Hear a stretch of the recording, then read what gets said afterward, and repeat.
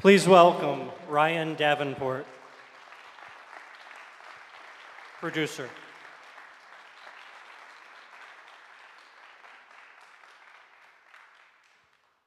So as always, you can tweet your questions to hashtag SBFF. Do we have any questions for the producer? Yes, right back there. A little bit louder.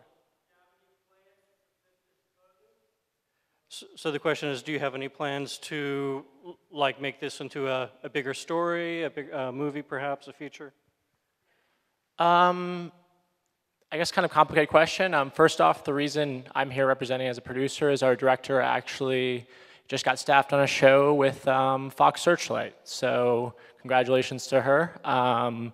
Shortly after completing this film, she went out to LA and was a member of the Emerging Writers Program through Fox. So her name is Tisha Walker, extremely talented. And I would say my answer is I think we have interest in exploring a larger story, a larger narrative. I think a lot of it is just seeing when she would have time to complete the story.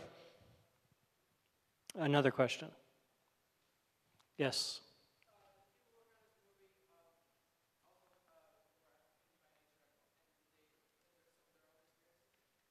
So the question was about the people working on the movie, I guess about the various ethnicities, or was this personal stories involved or anything like that? Yeah, so the script was written by Bobby Kruger, who is the lead actor, who's white, and Tisha Walker, who's African American. I don't know that it was personal experience as much as seeing what was happening on the news and then giving their perspective. I can speak to the reason I jumped on the film is when I saw the script, and it was about spring of 2016, I believe. Stories involving police shootings similar to this, and there still are all over the news, and I just wanted to work on something involving that. Tisha definitely had the strongest push on the narrative, and I think her vision was to take elements of horror movies and bring it into these types of stories, which something it's not something you see a whole lot. And I think her personal experience was that having something like this happen is like being in a horror movie. And thus, that's why we have the girl haunting our reporter, and it has kind of this magical realism feel. So it was really her decision to break with reality, which I think for us was something that she felt very strongly about doing, and we were behind her all the way. Thanks. Another question. Yes, ma'am.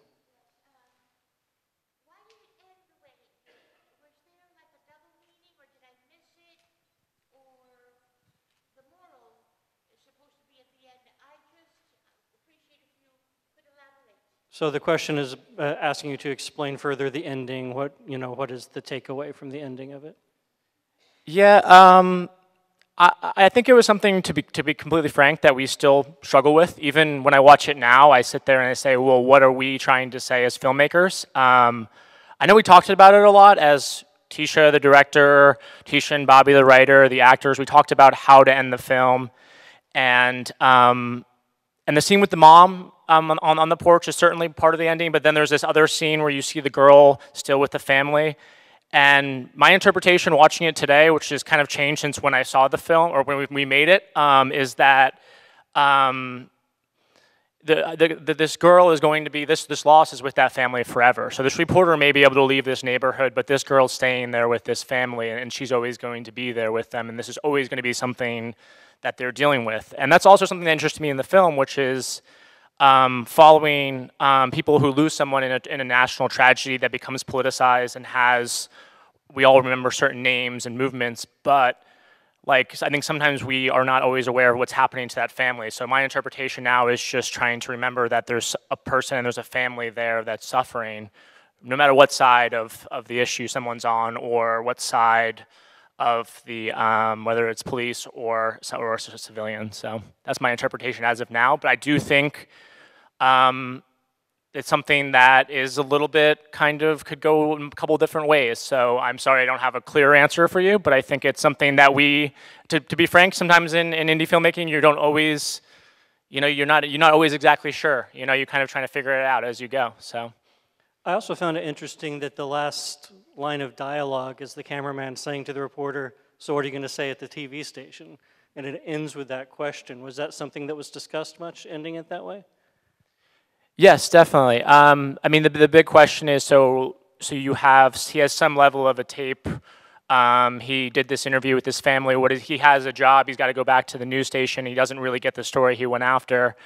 And I think there is a certain element of his character's story is he's not sure what he's going to necessarily say. He doesn't have a real answer.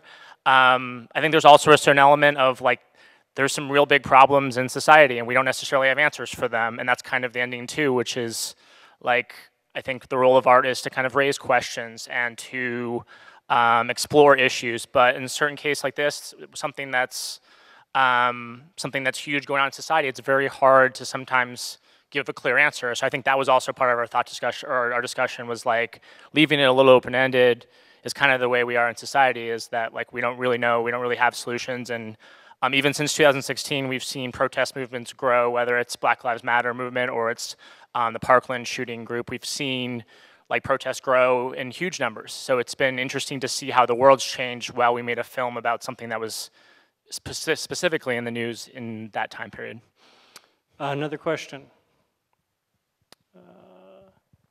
You might have to wave your hand. Okay, yeah. Where did you film it, and what city were you trying to show?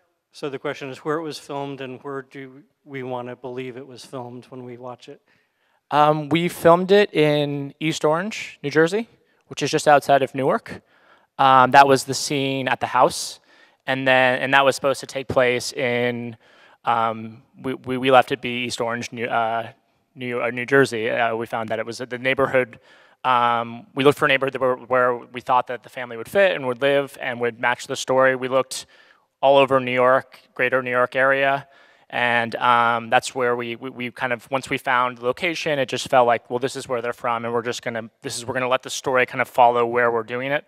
Yeah, and we filmed on location at that house and in the neighborhood there. The only other thing that was not filmed at that house was the part where they're at the store. That was filmed in another area in New Jersey. But I think there's certainly an element where it can kind of play to a lot of urban or suburban areas in our country. So. Yes, sir.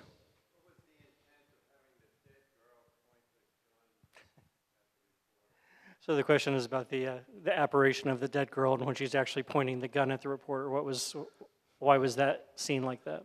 That's a really, really good question, and I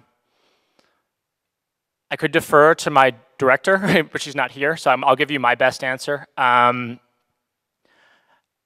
think this reporter goes into this apartment with not such good intentions.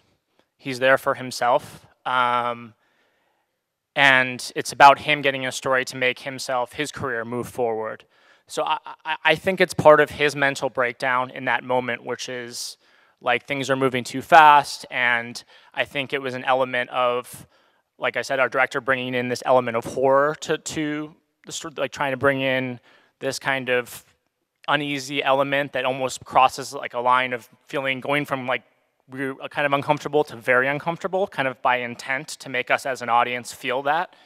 And I think in some sense, John represents the reporter, like the audience going in to see this family from an outside perspective. Because I think in the news stories, a lot of times you'll see a family member interviewed, but you don't get to see behind the scenes of what does it look like, their home, what does their children look like, what does the rest of the house look like. So I think in a certain element, there's like the gun is being pointed at the camera actually. So I'm maybe reading into what our director was trying to say, but I think there was some element of like pointing it at the camera directly was somewhat of like I think supposed to be shocking and jarring in a way that horror is. We have time for one more question. Yes, ma'am, right there.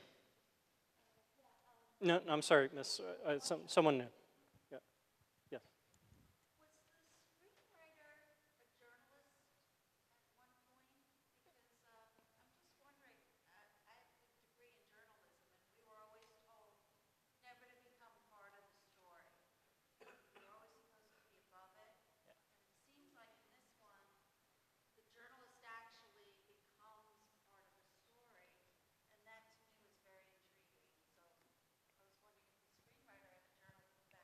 So if you couldn't hear it, the question was about the writer who is also the guy who played the reporter. Does he have any background in journalism himself? Well, first of all, thank you, because I was worried you're going to say I'm a journalist, and that's like nothing like what a journalist would act like. So I'm glad that we passed the journalism test. But yeah, Bobby, one half of our writing team, did go to journalism school, and he said, and one of his discomforts was he was actually covering his connection to the story was he was covering neighborhoods that were like very different, like ethnicities, and he would come in as a white guy from Syracuse and would come in there and cover these stories. And he was kind of saying, who am I to really be the one to really know these stories and really get there? And so that was his impetus and his connection to the story. And I think that what you hit upon was what makes him kind of break down and not be able to, first of all, do his job kind of correctly, is that he is too close to it. And he doesn't have that journalistic kind of separation. And that's where things start to fall apart. And he's also relatively inexperienced, as we can tell. He's the holiday reporter for Channel 8. Like, he's working on Christmas. So this guy he's not Barbara Walters, he's not Anderson Cooper, whoever you want to name, going in there to get the story. He's wearing a Santa hat on Christmas, and they send him there as someone because he was there, they thought he could get the story. So I think that there is an element of him muddying the waters there. And so, yeah, there definitely was a journalism background for the writer. So I will pass along that information. He'll be glad to know. So, Thank you, Ryan Davenport. thank you, everyone.